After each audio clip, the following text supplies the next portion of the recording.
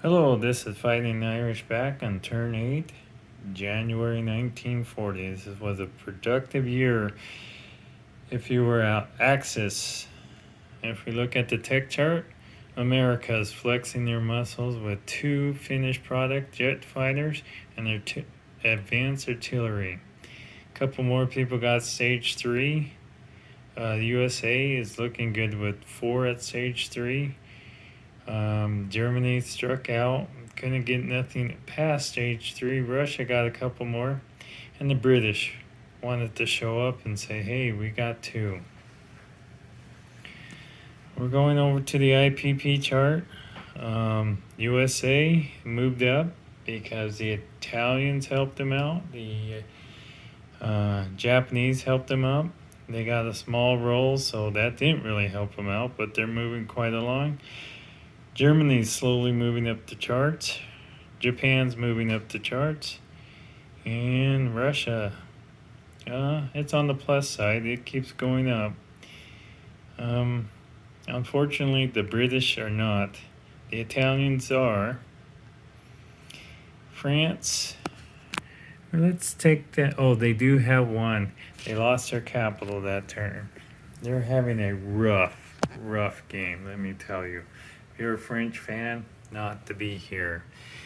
Here is Germany. They have a massive air force. They decided to go for the British, what's it called? Northern England and Scotland. Brought over their navy. They got both territories. British took it back with a militia and some carpet bombing.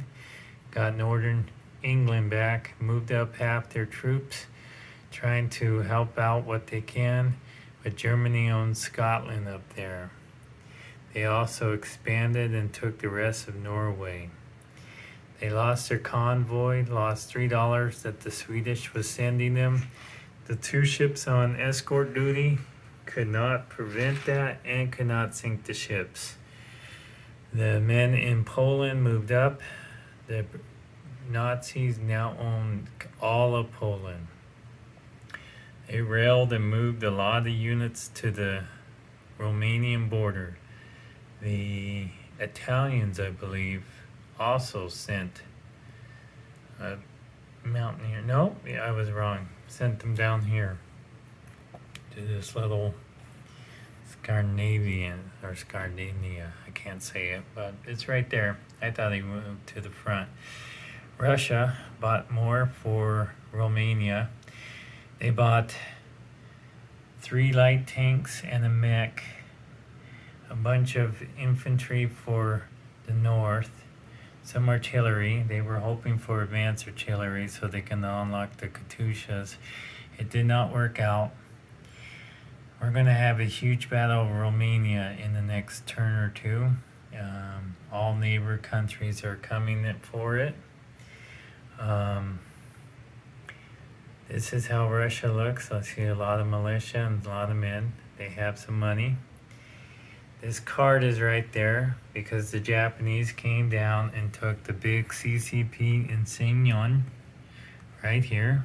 Took out a stack of 9 mountain men, 6 infantry, and a couple militia. He came in there with 21 infantry, 3 SNLF. He lost 14 infantry, plus his air force came over. CCP recruited Tibet, got their recruitment roll. They put them in Peking. The Japanese also surrounded Peking by taking Hopi, has it blockade, so technically right now it is shut off from the world. Right now they called another ceasefire with the KMT. Well, this is after Nanking was taken by the CCP, and so they did go up to a major power. They were at 14. They are a major power, and that's here to stay. After losing that, after the Japanese declared war, KMT called up CCP and called for another ceasefire. With the Japanese declaring war on China, USA went up $5. Over here, they took out the Chinese coastal sub. They took that little island right here, not Hong Kong, but right here, Hainan. They did take Hainan this turn. This Italian sub is moving north there, all by his lonesome. The Anzacs is building up New Guinea, maybe to fight the Dutch New Guinea. They didn't touch anything on the mainland. They're just trying to fight this one here. The Far East Command build up Sarah Hawk. Another for the British Malaya. Another for this one in Hong Kong. Two Gorkhas for the Burma Road. Calcutta still looks kind of bare. They're waiting for the Japanese to attack, but it might not happen. This is for Convoy. The FEC lost $3. The Italians took it away because they declared war. When they took Abyssinia, they just combined. That's because this stack of 13 Frenchmen went north, left Abyssinia. They have something else in mind. The Italians also came down and took South Africa. The British actually bought a seaplane there, kind of lost it. Okay, the British has 2 tiles there. All of it is sitting right here. They have an interesting thing. They go north, they get a small navy. They also have the Air Force. Navy plus Air Force. Or you go in the Mediterranean, the German Navy cannot follow. Take out the Italian Navy on the next turn. I show you Italy. If they can stay alive, that's the only thing that can go help them out. They're not in looking too much good shape. Their home country, sea lion, might be another thing here.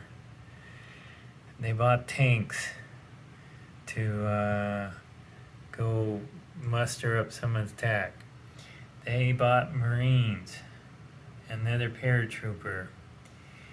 They're going to have to think about defense. This is all the defense they have. They did not go up north.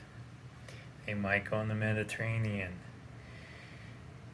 Italy doesn't look strong. Neither does the British. That looks strong. This wall does not look strong. So it's hard to say. Now, the Americans, they moved their navy. Left the token navy here.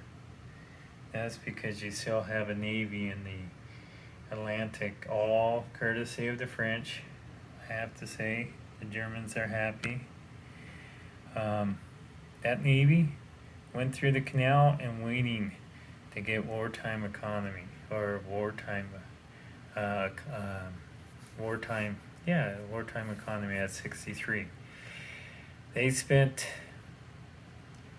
all, $27 or $30. They gave the Russians $16. They gave the British $14. They spent all their money. Back here at the chart, let's see what that means. USA replenished back up to 40. They didn't buy anything for themselves. They're helping their allies, their buddies out to match this 50. Okay, so 28 plus 5 is 33, plus 3 is 36, plus 16, that's $52 they have to spend. The British, looks like they're at 22, plus their $5 is 27, plus the 13 that they got from the Americans. I was wrong. 13. So what does that make? $40 for them. And that's everything that happened in July 1940. Thank you. Bye.